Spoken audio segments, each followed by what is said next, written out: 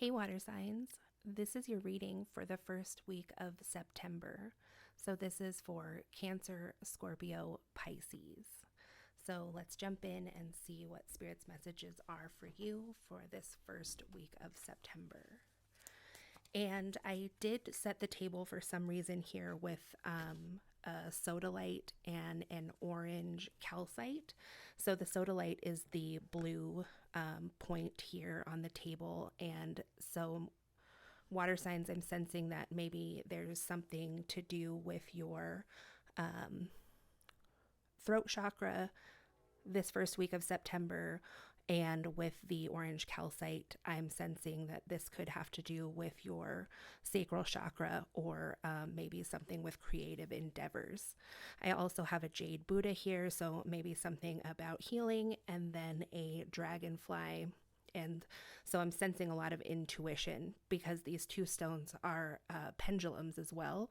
So perhaps water signs, you're really delving into using your intuitive skills this month in September, in the beginning of September.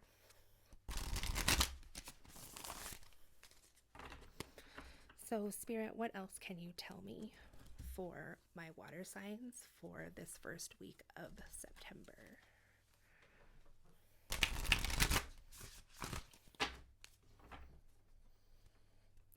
Cancer, Scorpio, Pisces. Okay, water signs. So you got this card of 9, which says seek. And underneath, you have awaiting results. So interesting energy right off the bat. So perhaps some of you are dealing with some kind of health issue right now, and it seems like this could have been like a long path to getting treatment for something if this is resonating with you. And so now it seems like you've had a test or have some tests ordered that you are awaiting results for that look like could be the solution to your problem, maybe being diagnosed with something specific. So just with the Jade Buddha, and I was talking about healing, and then these cards are just really speaking strongly to me as being some kind of medical advice from Spirit for you. So let's see what else we can get to clarify these two. Obviously, seek also could be, as the card depicts, this person is sitting in their spiritual practice and really tuning in to listening to Spirit. And maybe you water signs are really dedicating yourself to your spiritual practice at this time and kind of awaiting some results of this positive energy that you've been putting out.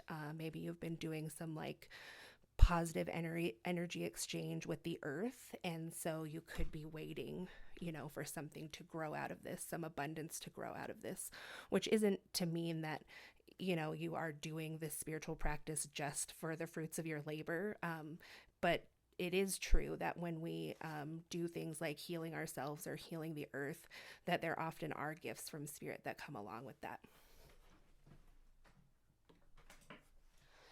So with these two cards came out dreams coming true in reverse.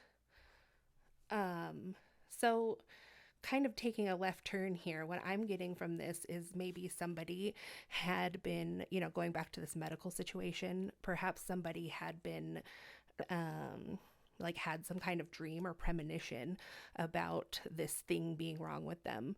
And so this being coming out in reverse, I'm actually seeing that maybe this person this sounds negative, but it's not, that they're disproven, because sometimes when something is wrong with us physically, our intuition and our connection with Spirit can get a little out of whack, or at least feel that way on our end. And two, if you have really strong and powerful intuition and you're used to being in tune and pretty much being aware of everything that's going on, then you would have no reason to question, possibly this futuristic information you had coming in about your health. But it seems like this is going to be disproven, which is actually going to be a relief for anybody who is resonating with that situation. and then darkest fears here in the upright. So even for people that aren't dealing with, a medical situation, that is just something that's going around in the collective right now, is that people are having dreams that feel like they're being contacted or that feel like premonitions. It's a heightened time of anxiety right now, just across the globe. And so there still are times, even if you are like a clairvoyant person yourself, that your dreams are still just dreams. And I know that some people who are far along on their spiritual path or are into astral travel and things of that nature might feel like, no, I don't have dreams anymore that are just dreams. But it does look like that this still does happen, that this is what spirit's message is for you, that sometimes we do just have bad dreams and our mind is kind of running wild with us. So I'm taking this as a good meaning, that darkest fears is in the upright and dreams coming true is in the reverse, because these are just dreams about the what ifs, the anxiety dreams.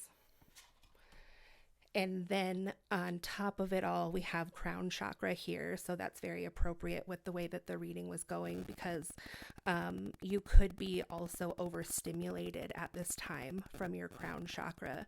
And so that could have you kind of like misfiring signals or misfiring psychic signals, and kind of attaching them in the wrong places, like maybe to feeling sick or feeling ill, or a myriad of other things that the mind can come up with, and just kind of becoming attached to that, and that being the truth. Because again, I do feel, water signs, that many of you are very clairvoyant yourselves or in touch.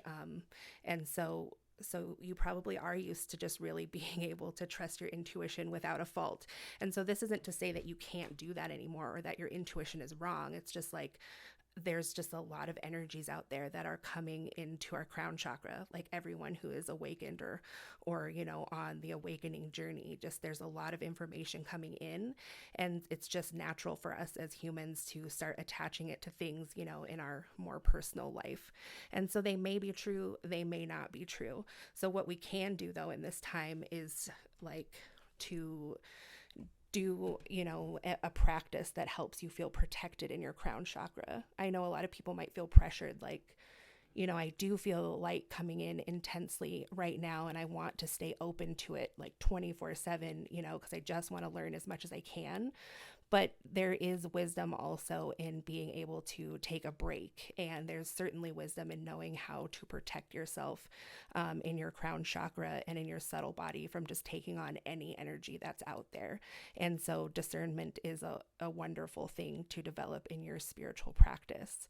So whatever practice you can that helps you feel just like, you might feel just like really extended energetically, and to mean that your energy is really far reaching. So you're just like sucking in, some pretty far out there energies, and then really attributing it to the very current moment or like small space that you're in, meaning like you're just making it much closer to yourself than it actually needs to be.